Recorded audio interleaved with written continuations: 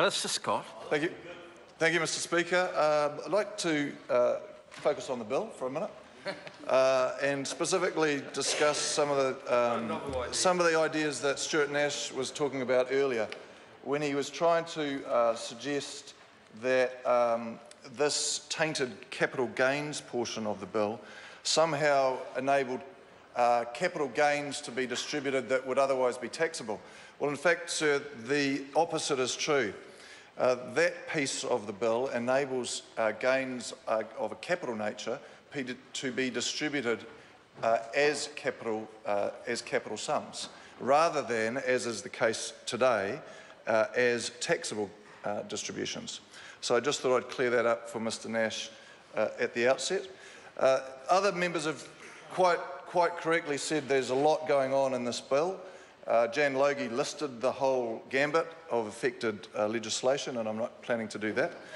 But what I will do, sir, is help Mr. Robertson out when he was confused about what I think his words were, overall goals of the government regarding taxation. And the overall goals, sir, are to make sure that taxpayers, one of the things is to make sure taxpayers have more money that they earn remain in their pocket.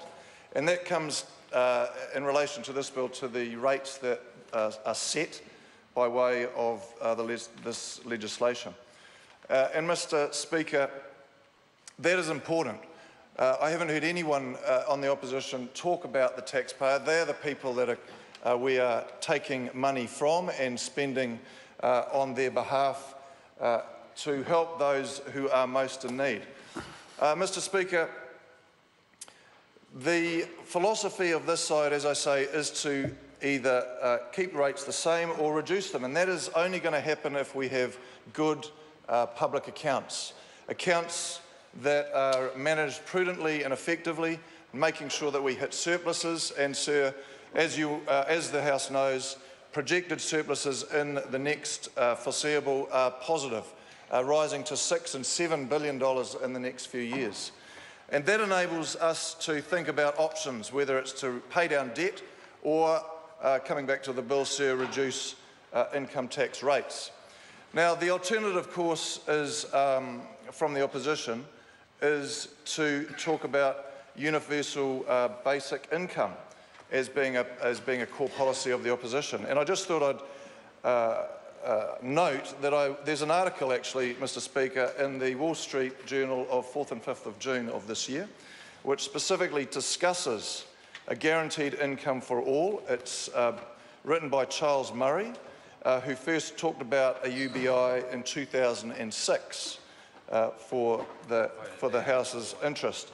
And if you read the article, sir, it's a scary thought, a UBI, because everyone gets paid a certain amount no matter what their circumstances are.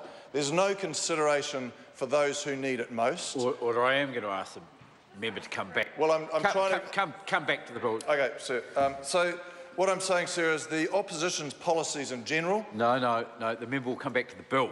OK, the tax rates that are in this bill would not be the same if it were an opposition made up of Greens and Labor, because we know that their policies are only about spending taxpayers' money inefficiently and ineffectively.